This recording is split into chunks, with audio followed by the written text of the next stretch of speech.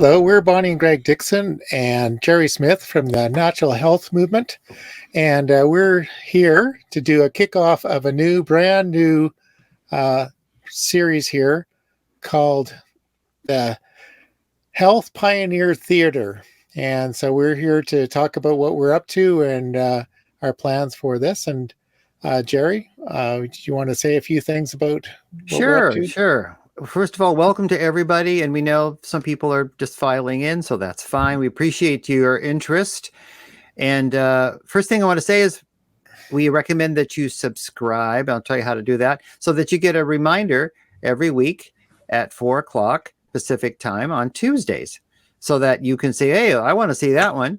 And maybe some of you might be interested in others, or you can share the link with others who enjoy knowing what the heritage of the natural product industry, the natural product lifestyle, really the natural health movement, which embraces all of that. And we have a website called naturalhealthmovement.org. What a coincidence. If you go there, you can get a really good idea of what we're about. We're about really documenting the many, many health pioneers, natural health pioneers that contributed information, products, leadership, and so forth that helped people to rekindle a natural approach to their health, whether it was through food, through medicine, through lifestyle. All of those contributed to have the opportunities and the options that we now have in the 21st century, because they disappeared in the middle of the 20th century. And most people maybe not realize that. So if you do realize that, you know that we're standing on the shoulders of many other people that came before us. And so we're trying to make sure our goal is to interview those people while we still can, because many of them are obviously up there in years, and a pandemic doesn't help. So we are doing a lot of work there. Now you can help us do that. Besides enjoying them and watching them and sharing them, by contributing whatever you may want to in this good cause. And we have in our website, naturalhealthmovement.org, there at the top, there's that little Health Pioneer Theater logo. And if you click there, you can see more about how to subscribe, so you get the weekly reminder, but also where you can donate. And we accept donations from anywhere from $28 a one-time donation to $28 billion. Well, that's probably not likely to happen, but you'll get an idea more of what we're doing. You can subscribe, and you get a reminder because you're subscribing. It'll tell you, remind you that it's on so-and-so subject, person, or group are going to be discussed, and and you'll get that every week. Now, our object is not just to try to get subscriptions, but to really share these wonderful stories with you. And we will aim to have a live discussion with the actual people that are featured in these video documentaries. So please join us each week. And in the meantime, let's focus on our subject for today, which is going to be Dr. Jonathan Wright. Now, we have a group of videographers who have interviewed different people, and I had the pleasure of interviewing Dr. Jonathan Wright, who is one of my heroes. And Jonathan Wright is an MD, which is unusual, and he was totally a pioneer. In fact, he pioneered so early that there were definitely disadvantages and interruptions in what he was doing. But he still has a practice, as you see. This is his website, and he has lots of information. No, I will show you his website in a minute. But he has lots of information that you can share. You can get from his website as well, from his Tahoma clinic. So Jonathan Wright, who, if you go there, you get a little intro on his, and yes, this is his site. You find out information about how do you practice natural medicine as a medical doctor? Well, you know, it's not to the exclusion of any particular thing, but whenever possible, Dr. Wright's colleagues and himself, they pursue the least toxic and least a Yeah. natural approach to correcting health. And of course, he's a big advocate for preventative health. And he was also a leader in bioidentical hormones, which you can find about there if you look on his resources.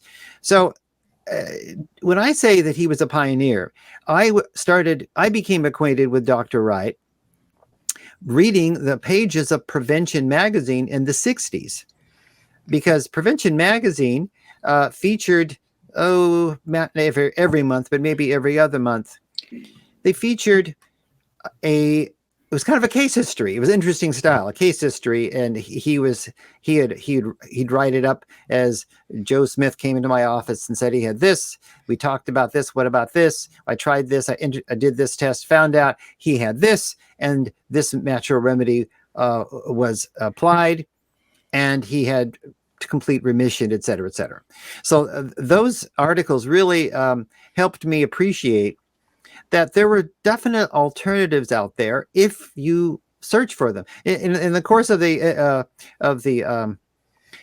video, you find that he has like 30, 40, 50,000 medical studies that he has. First he printed them, photocopied them from local academic libraries, and then has digital versions of them, and he's digitized them. He has them in safe havens.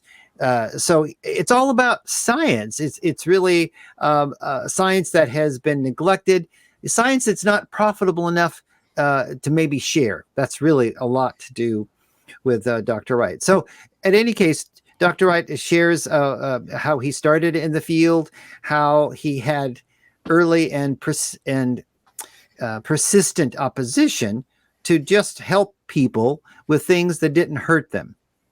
And so when you watch this video, keep in mind that these are commonplace now, and in most states there's no opposition to them, and in most cases there's not opposition at a federal level. But to do what he did decades ago, he actually could have been arrested. In fact, he once was, which he'll tell us about.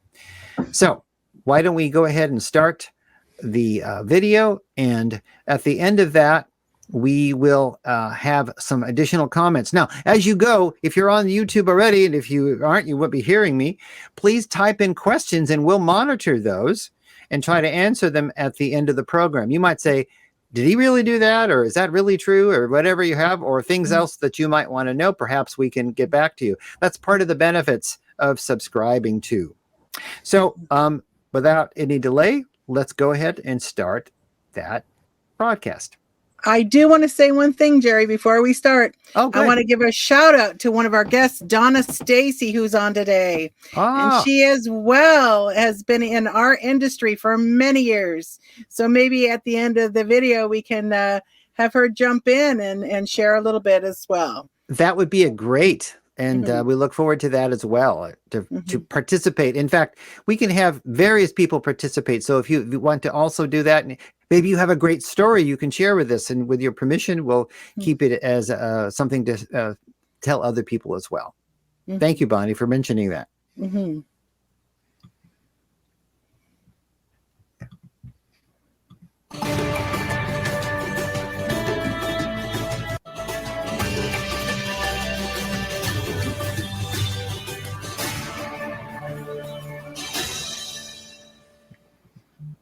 Anyway, I was there for an internship and residency. Now, it was during the residency that I learned that there was much more than I had been taught in medical school. A woman came in who was having really bad leg cramps. They were hurting her a lot.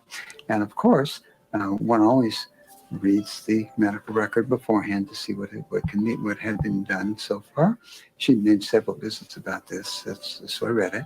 And she had had every treatment, both patent medicines and then calcium and things like that, and nothing had worked. So I didn't know what I could do for her. I was new, but I asked, well, what's on your mind today? What can I do for you? she says, well, you saw the treatments that I've taken and I'm still having leg cramps. And I said, yes. She says, well, I want to know if vitamin E can kill me. And I said, no. One of the few things I learned about in medical school is that nobody ever died of vitamin E. And why do you ask? And she says, well, FDA says all those fat-soluble vitamins are going to kill us. And I want to make sure I can take it without hazard. Well, why would you take vitamin E? She pulls a book out of her purse. And she says right in here that sometimes vitamin E takes care of leg cramps, that nothing else will touch. And I said, well, I didn't know that. Can I look at that book for a moment? And she says, sure, gave me the book. And it was by a nutrition expert by the name of Adele Davis. It was not by a medical doctor or any kind of doctor at all. And of course, I thought, that's interesting. Show me where in the book it says that. So she did. And Adele Davis was very good at putting in footnotes to validate what she was claiming. So I asked her, do you mind if I photocopy this page? And I did. She says, no, not at all. She says, besides, now that I know vitamin E won't kill me, I'm going to go home and try it right away. Okay. Now, I'm not sure if she was really there because of herself or if she was sent to teach me something, because I never saw her again. As far as I'm aware, the next couple of years I was there, she didn't come back to the clinic. And yet, the medical assistant for the residents got a call to relay a message to me that she'd taken that vitamin E, and after a month, she wasn't having any more leg cramps, and they'd stayed away for the next 2 months. The call didn't come in for a couple, 3 months, as you can hear. So I pulled out that photocopied page and decided the next opportunity I'd go to the University of Washington Library and look that up. And oh my goodness, there was an article about vitamin E and leg cramps. Nobody had ever told me that. Very fortunately, I also got the name of the book. So I went and bought me one, and it was full of footnotes to things that are in the medical journals but had never been taught in school, because it was all about vitamins and minerals and a few botanicals and things like that. And every one of them was footnoted so that I could go look them up, which was very nice of her. And that's what got me started thinking, oh, there really is another path here, and I can either use it concurrently, or depending how far this path goes, hey, maybe we don't have to use nearly as many of those patented medicines. Now, patent medicines are what many people term for what are sometimes called pharmaceuticals. By the way, if you look up the origin of the word pharmaceutical, it has something to do with the word poison, so that's another story. Anyway, and patent medicines, in order to patent it, they cannot occur in nature. So they must be molecules that do not exist in nature. And my thought, after reading through Adele Davis's book, is, oh my goodness, what are we doing putting all these molecules into people that never before occurred on planet Earth? We shouldn't be doing that. As far as we know, humanity was either created or evolved, whichever we believe in, on this planet. And what we should be using are molecular substances that belong on the planet and therefore have been tolerated by humans, hopefully. That's where we should be.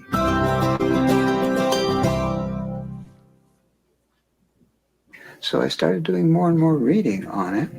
And then after the residency, I was assigned to one of the several group health clinics. This one was in Renton, Washington.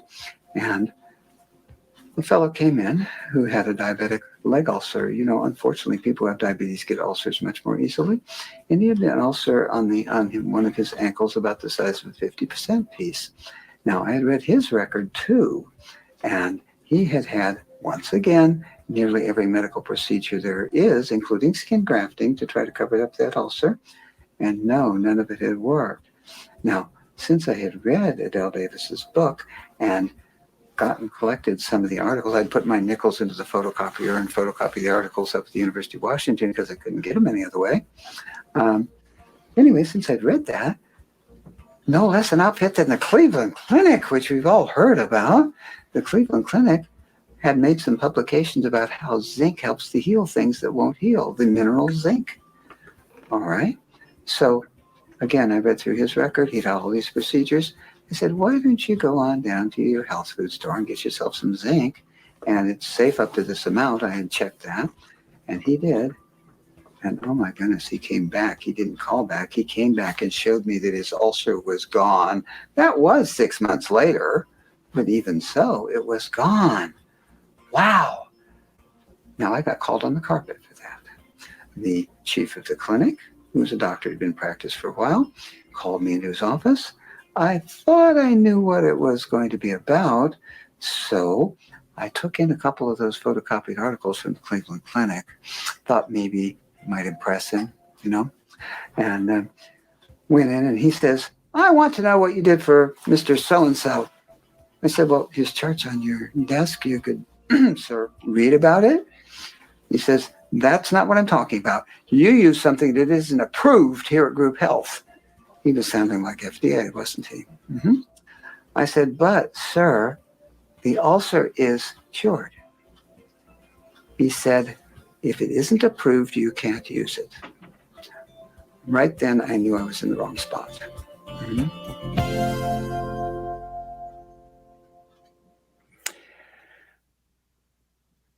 So the rest of the story is really intriguing, especially the part when this actually was extremely significant for anybody who is in, whether you're in the natural product industry or consume natural products.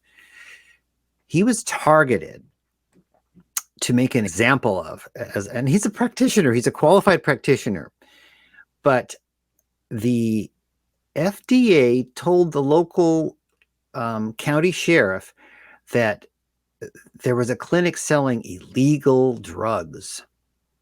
So, in the subsequent chapters, they came fully armed.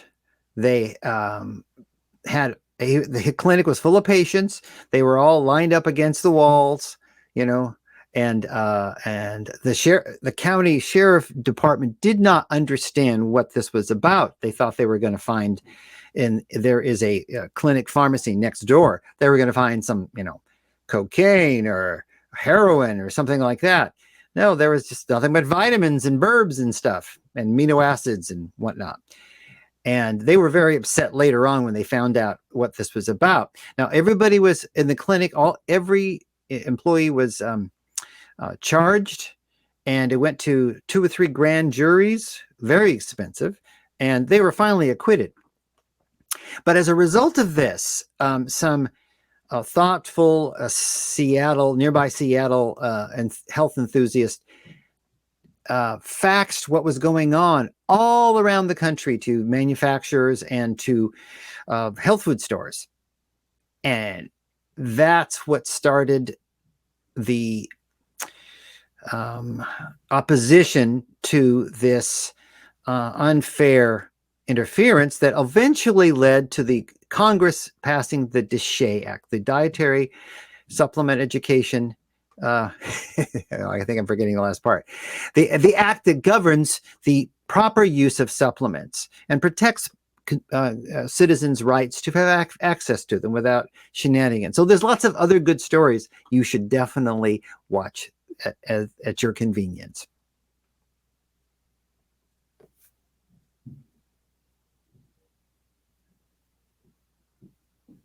Okay. So, Jerry, I was working in a health food store at that very time, and I remember hearing the dramatic situation that happened to Dr. Wright.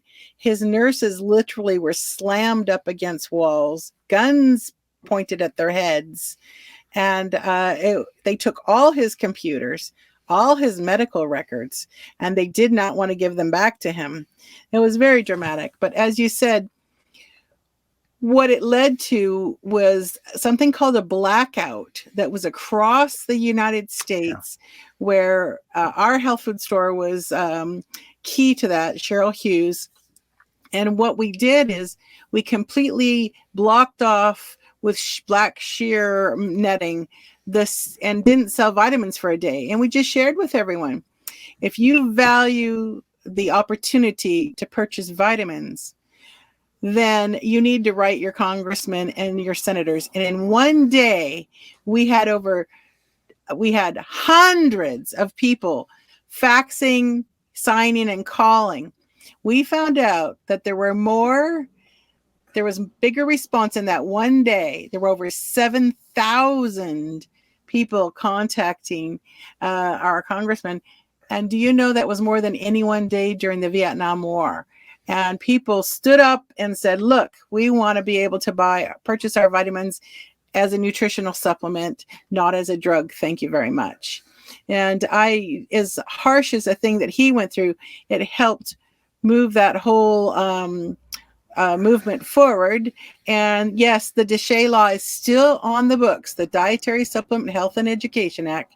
And it was such a good thing because so many retailers had literally, not only Jonathan Wright, but in Las Vegas at one of the trade shows, I met retailers that were thrown in jail because they mentioned that a supplement would do this, or that. So the Dietary Supplement and Health and Education Act would say calcium, helps create strong bones. That is legal to say. So they created quite a few things, and people will often hear, supplements just aren't regulated. Absolutely false. They are regulated, and within the industry itself, it's good manufacturing practices came out of that. So a lot of good things came out, because there always is someone that tries to create a supplement that's not a good thing, and they are watched. And if there's any complaints, but you don't hear people of dying of vitamin C, or as he said, problems with vitamin E, generally is a rule of thumb. But Jonathan Wright was just such a blessing to the industry itself for all that he did and all that he endured as well. Very good point. And they were really, it wasn't surprising that they were really trying to shut him down, because, without being able to practice, you got no income. None of those people had income. And all of them had to have an individual lawyer, he shared with us. So there was a lot of contributions toward his defense fund. Absolutely. Keep him afloat. Yeah. So what I'd love to do is bring on Donna Stacy. Donna, would you be open to just saying hi to everyone? Jerry, I'd like to introduce you to Donna Stacy. And this is my dear friend, Jerry Smith. And of course, my sweetheart, Greg. Hi, Donna. Nice to meet you. Nice to meet you too, Jerry. Nice to get introduced to you, Greg. Seen you on some calls before, but nice to meet you both. Jerry, so are you in Vancouver, Washington? Yes. Okay. All right. I'm in Portland. And you're where? I'm sorry? I'm in Portland, Oregon. Ah. Yeah, I can see Vancouver from my house. We're waving off. Oh, my goodness. Well, Donna's been in the industry many years as well. And can you tell us a little bit about your experience, Donna, and, all that you've been doing? Okay. And your company, again, is... Sure. The name of my company is Pura Vida of North America, LLC. My website is puravitaproducts.com.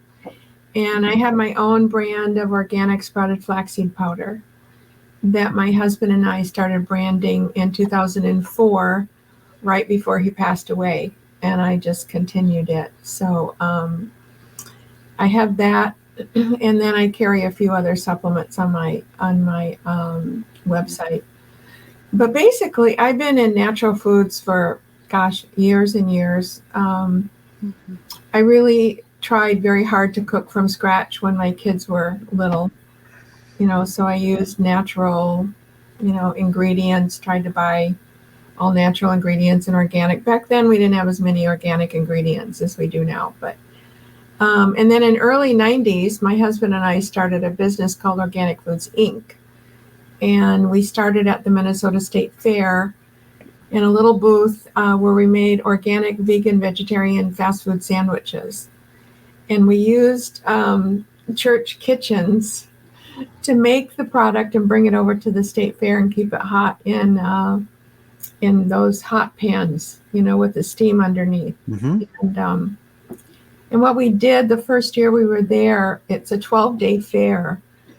And all the co-ops, all the food co-ops were at the fair that year. And they would come over and buy our sandwiches for lunch because they didn't have any other place to go to get vegan, vegetarian food there. We were the first booth there that was vegan and vegetarian. So we told them all that if they were interested in carrying our products, that we were going to start delivering around the beginning of September. So that's how we got our business started. And then we developed a commercial kitchen and then a larger commercial kitchen. And then we bought refrigerated trucks and we had packaging machines and almost 5,000 square feet of manufacturing space. And our products, we had a guaranteed sale basically. So we were in all the natural food stores in all the major grocery store chains in Minnesota. And we also had a truck in Chicago. So we used a juice company from Chicago that brought juice to Minneapolis, and they backhauled our refrigerated sandwiches to Chicago to our delivery driver who lived in Chicago and drove our truck. We had a truck stationed there. So, as an entrepreneur, you create all kinds of creative ways to get your business done. So, we had 13 different varieties. We sold hummus, soups, salads. We developed a line of cookies, organic cookies. I had a couple of vegan cookies. And it was a fun business, but a stressful business. And my husband passed away suddenly and unexpectedly on Christmas Eve day of 2004. And when I researched his medical records, which I was able to get after he passed away, the only thing I could come up with, because he had no health issues, he was 6'1", vegan, vegetarian, non-smoker, non-drinker. So, it was like he was going to outlive me. But unfortunately, he didn't, and I attribute it to stress. So I live a totally different lifestyle now. I try not to get myself into a stressful situation. And I continued with the flax, and it's worked out beautifully for me because I have a processor in Canada that processes it, packages it for me, ships it in case lots to a warehouse in New Holland, Pennsylvania, called Garden Spot Distributors. They're some friends of ours that we've met through.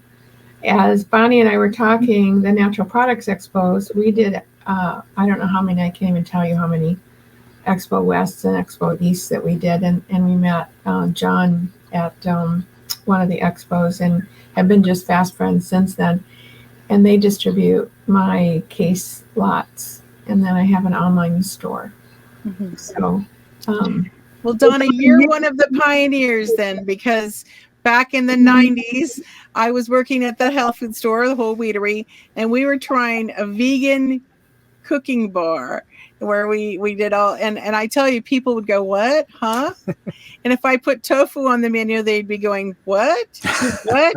And so we didn't put tofu in the ingredient. We didn't say anything, and they'd love it, you know? Yeah. But yeah. Yeah. We did a lot with tofu. You know, we had a we had a vegetarian sandwich. All of our sandwiches were made with rice and beans and to make a complete protein. So we had one called rice and veggies. And then we had some that were hot and spicy. And when I would do demos in the stores, because this was Minnesota, and there were so many people in Minnesota that were Norwegian, ancestry, and they don't like hot and spicy. So I always made a joke of it. You know, these are hot, this is hottest, this is a little bit less, and blah, blah, blah. And then I would say, and then we have this Norwegian special.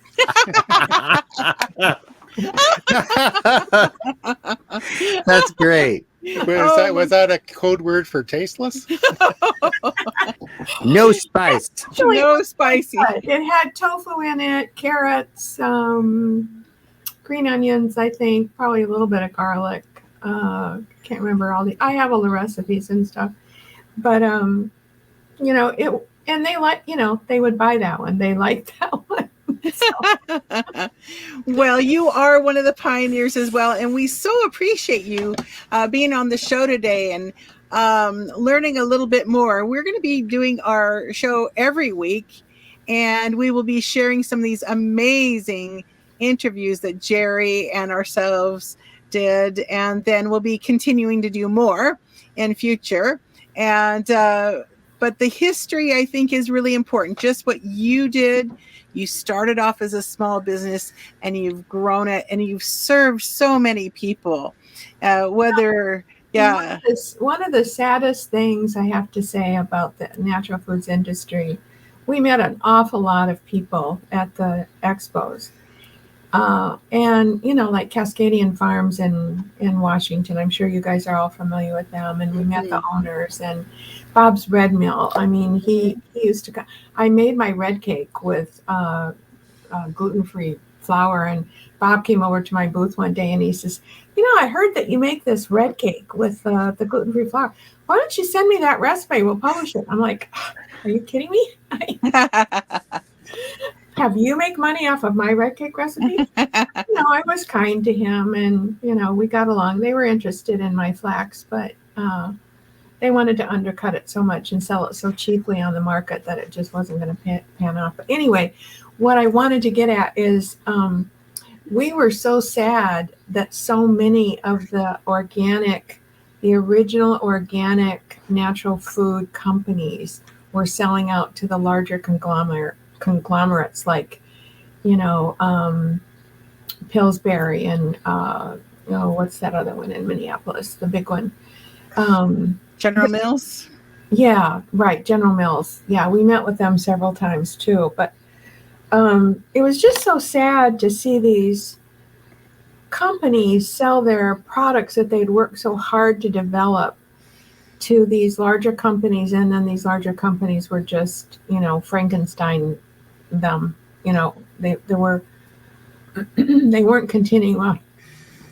Excuse me. They weren't continuing on with the original recipes, and it was just so sad because they just they basically prostituted the original recipes, and it was never the same. So the ones that are still around, what is that one out of Southern California that's still Amy's? Amy's, yes. I admire that company so much.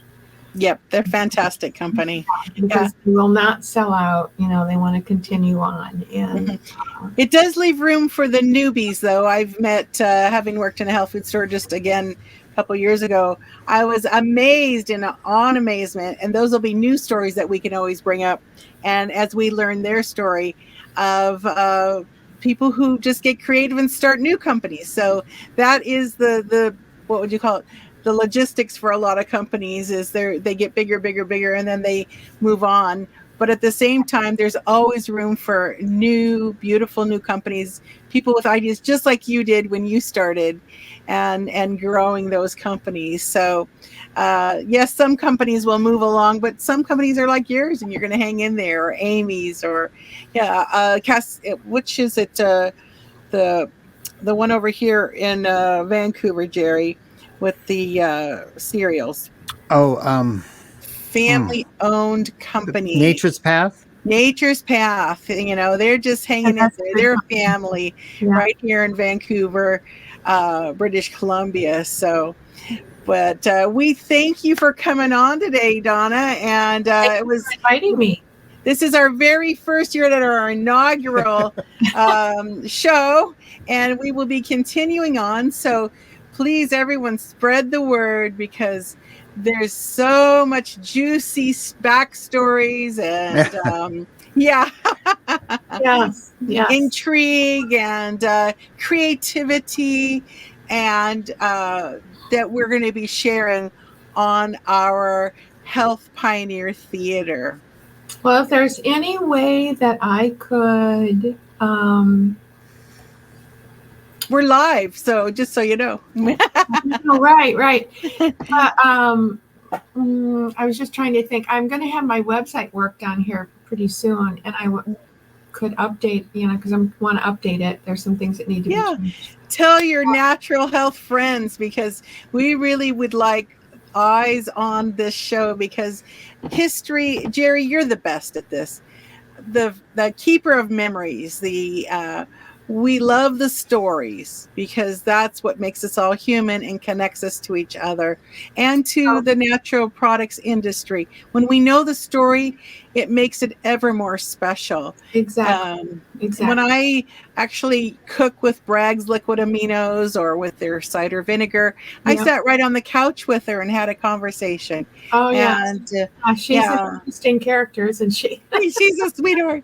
Yeah. And so we look forward to doing more stories. Jerry, did you have anything more that you'd like to say? I just want to thank Donna for sharing her story. And we really, that was a lovely surprise. And, and there's many other people that we would like to invite on to do the same thing. Even if you're as brief as you were, those experiences are repeated over and over again.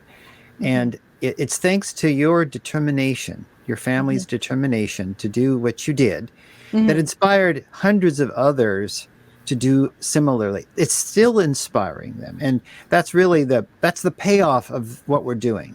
That a 20-something can say, I'm going to do that too. Sure. And they're doing it. Yes. Well, if I can put a link to this naturalhealthmovement.org, would that be the link? That'd be good. Yeah. Oh, that'd be fab. Site. Yeah. I mean, I'm happy to do that. So, well, thank you. It won't happen, in the next couple of weeks, but in a month or so, maybe can get it on. Great. We appreciate that. And we're just trying to get discovered, and we know that once we are discovered, people will continue to support it. And because there's so many people, these are real people out there who are helping other real people. And, I think as a result of what you did, I know that the co-op communities in Minneapolis are extremely assertive in what you were doing back then. Oh, yeah. And I bet if you went into any of those or some of those, I'm thinking like the Wedge and Linden Hills and the one in Eden Prairie. But anyway, a couple of those, if you mention my husband's name, they would remember us. Great. Because he was quite a force in the Minneapolis area. Right. And quite a character. And everybody just loved him. So. Well, thank you again. Well, thank you for staying the course. Yes. Yeah. Well, like I told you earlier, Bonnie, I don't know anything else to do. I mean, this is my passion. I love to help people be healthy, and I love it when my customers call me on the phone to place an order and I can have a conversation with them. Cool. That's the best. Awesome. Yeah. So, yeah. Well, thank you so much. Well, thank you so much. And thank you again. All right. This has been an interesting experience. I've never been on one of these. There we go. It's great fun. Yeah. Appreciate it. All right. You guys all have a wonderful rest of your day. All right. Thank you, Donna, so much. Sure. You're welcome. I'll talk to you again soon, Bonnie. Yeah. Bye. Bye-bye.